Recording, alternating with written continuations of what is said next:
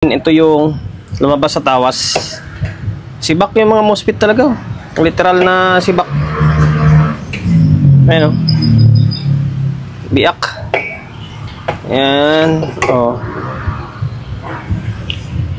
Kakatapos ko lang gumawa ng mga speaker. Ayan o. Naka 7 piraso yan. Andun yung iba sa may labas.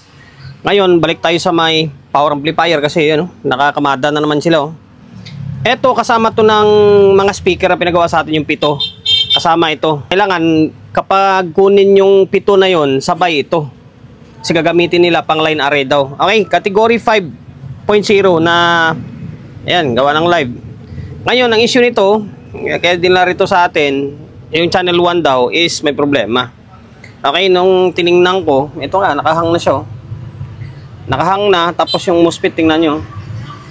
Nakakalas na yung MOSFET nya. Okay. Although dito sa may channel 2 is working siya.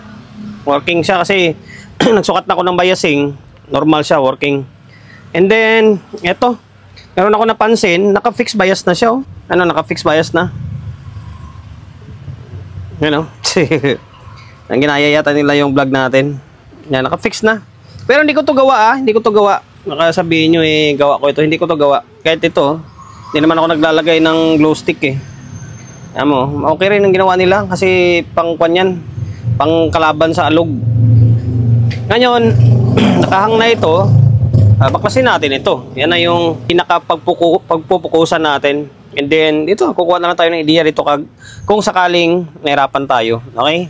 Minaklas ko na yung board. And then, ito yung lumabas sa tawas. Sibak yung mga MOSFET talaga. Literal na sibak. Ayan o. Biak.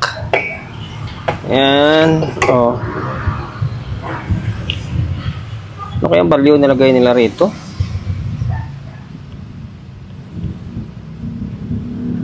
Alam ko diode to Oo, diode dyan. Ang dalawa na yan. Ito MOSFET. Sibak. Tapos wala namang shorted dito sa output. Wala namang shorted dito Dito sa MOSFET ang may problema. Then susuyurin natin. Palitan natin actual tong LM311 na to. Palitan natin. Tapos hanapin natin ng problema pa. Okay. Palitan ko muna yung MOSFET. Pati yung channel 2 binaklas ko na. Kasi po yung channel 2 Gumagana yung channel 2. Yung isang channel is baldado. Sinisigurado ko lang. Kaya sundot-sundot ako. Ito, sabihin na naman ng mga baser natin na hindi mo talaga kaya kapag wala yung isa. Okay lang, di ba?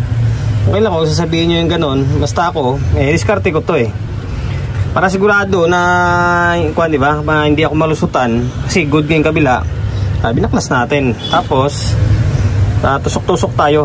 Inihambing natin kumbaga. Although may mga history na talaga ng referento. Kaya MOSFET ka dito, iba na rin Ano nakalagay ng MOSFET dito? 50 75. Mataas pala yung MOSFET na nilagay. Okay. Nilagay natin dito is 59N30. 59N30 kasi value ng okay, sana ba ako? May customer. Ayan, ang pinalit pala natin is 59N30 na MOSFET. And then, upon checking dito, kinumpara ko dito sa may kabila, parang wala naman ako nakitang problema na. Although, para sigurado, palitan ko na tong LM311 na to. Palitan ko na lahat. Di ba? Marami akong stock niyan Sabihin nyo, sabihin naman ng iba, kasaya ka sa pyesa. Okay lang, hindi naman kayo bumibili, di ba? Ako naman Palitan ko na lang para sigurado. Palitan natin tong 4 na to, LM311, okay? And then, salpak natin, testing natin kung ano mangyari. Pinalitan ko na ng mga bagong yung LM311. Ito, bago lahat yung kumikinang pa yung paa niya para malito maitim Ito yung binagtatanggal natin. Ayan. Ang daming stock niya sabi ko sa inyo Okay, ngayon balik natin yung board muna. Binalik na natin yung dalawang board. Okay, yan yung pinalit natin Okay. Ngayon, tanyo ko na mangyari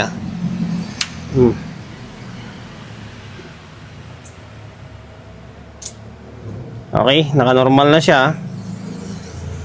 Tignan ba natin, baka may umusok. Okay, yan. Ngayon, sukat tayo. Sukatan natin ng biasing niya. Dito, para may nasukat ako ditong normal eh. Okay, parang mataas. Nasa 0.4. Okay, dito. Tabingi yung kabila. Dito, ito tama bias nito.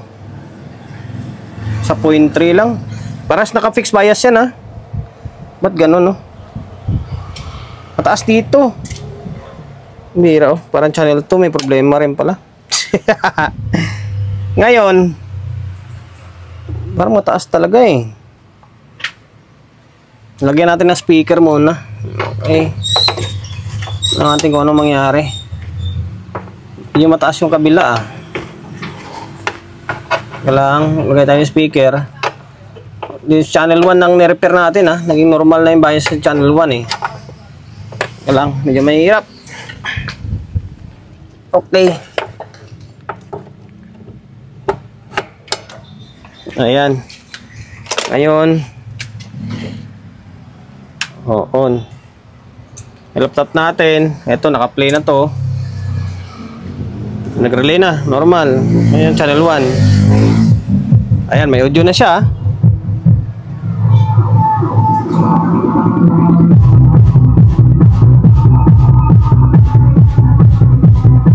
Okay, normal na to.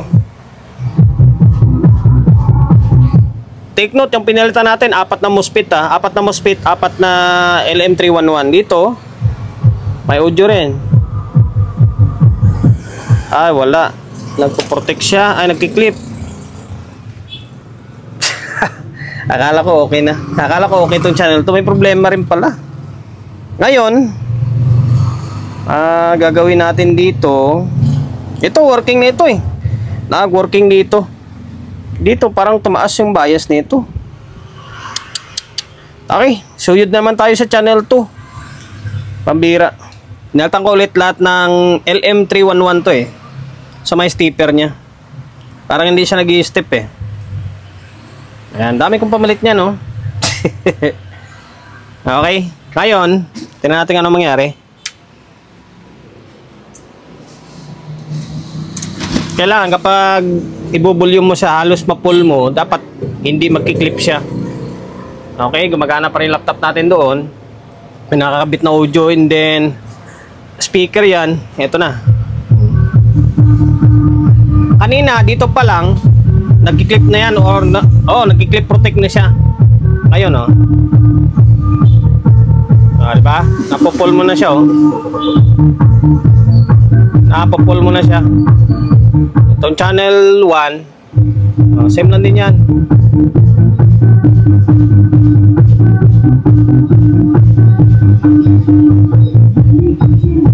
Diba?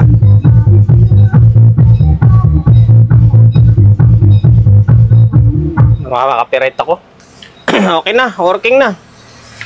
Yun lang, dito na side MOSFET, 4. Yan, 4 yan. Tapos yun na, pinalitan din natin lahat ng LM311. Kaya nag-i-stack ako niyan kasi pinapalitan ko na agad. Tapos dito, good yung bias niya, pero parang hindi siya nag-i-step talaga eh. Ayun, ayun oh, pinalitan din natin oh. Bago yan, ayan oh, kita nyo oh. Ay, paa nyo oh, linis oh. Paras dito oh. Okay. Buti hindi na tayo maghihinang kasi di salpak lang siya. Okay na, working na.